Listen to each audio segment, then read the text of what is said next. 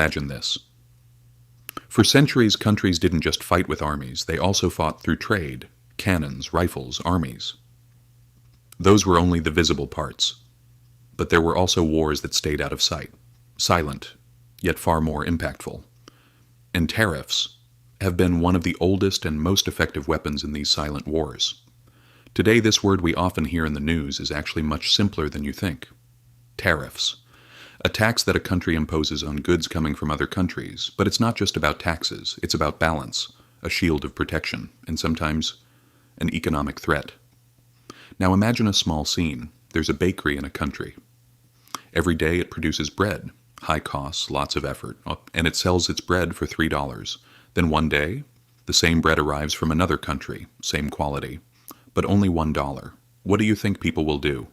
Of course they choose the cheaper one, and at that moment it may seem like nothing has changed. But in reality, everything has. Local bakeries slowly start losing customers. Revenue drops. Workers are laid off, and an entire industry begins to fade away. And that's exactly when the government steps in. A quiet but powerful move is made. A decision is taken. Tariffs will be applied.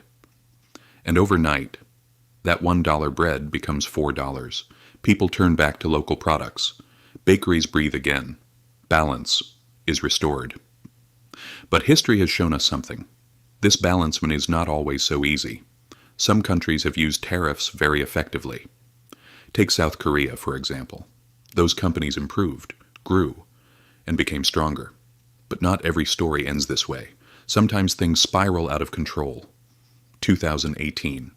The United States imposed tariffs on China.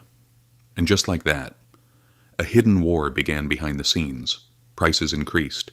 Companies struggled. Supply chains broke. The cost of this war was not paid by governments alone. Do you know who carried the biggest burden? Consumers, which means you. Who do you think actually won this war? Vietnam. New factories were built. New jobs were created. One country's loss became another country's opportunity. And most of the time, that someone is you.